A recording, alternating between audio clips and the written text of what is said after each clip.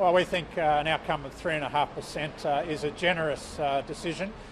Certainly it is well above the inflation rate currently, and it has to be remembered this comes on the back of a situation where profitability has been weak, business investment is stagnant, and productivity has been going backwards. So for those smallest businesses in the economy, particularly those in areas like retail, hospitality, restaurants and cafes, this will be a very difficult increase for them to be able to take on.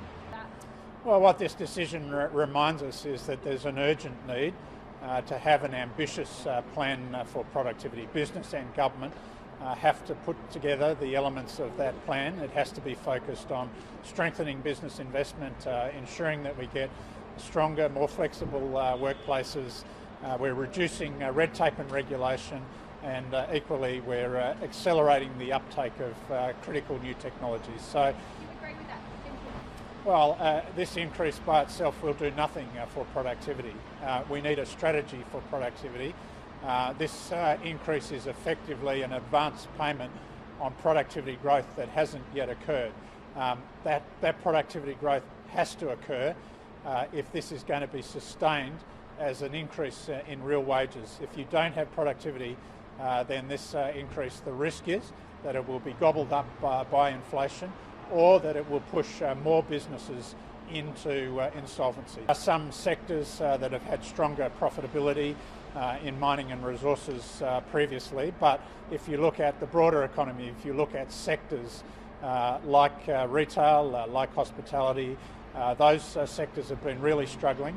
They aren't back to the levels of pre-COVID, and in fact across the economy as a whole, profitability, I should say, has been negative over the past 18 months. Look, there's no doubt that many people have been doing it tough, but what we have seen in the past 3 years, the Commission in each year has brought forward a decision which has been in excess of inflation. So there's been a lot of ground made up. Importantly, inflation is now moderating, and that does help in terms of minimising the impact going forward in terms of cost of living.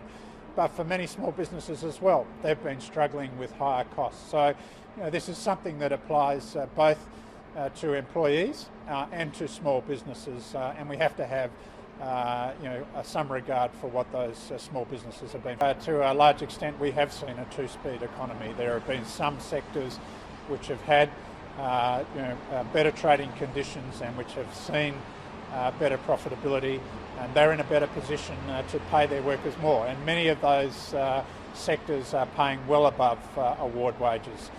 In other areas of the economy where we have minimum award wages and where we have smaller businesses, they're really struggling. In areas like retail, in hospitality, restaurants and cafes, they've been doing it tough.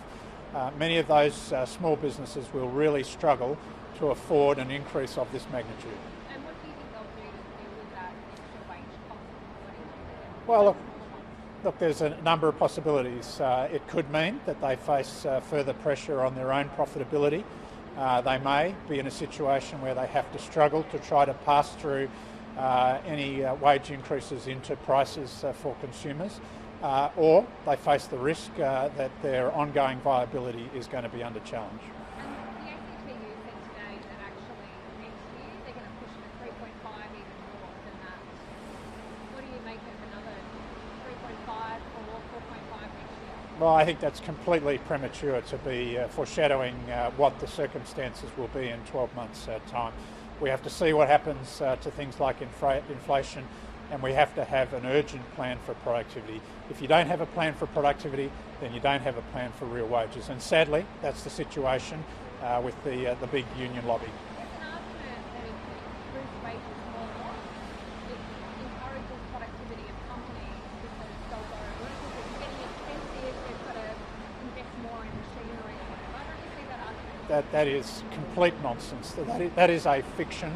That is something that is not in any way founded in economics. That is basically, I think, a vain hope.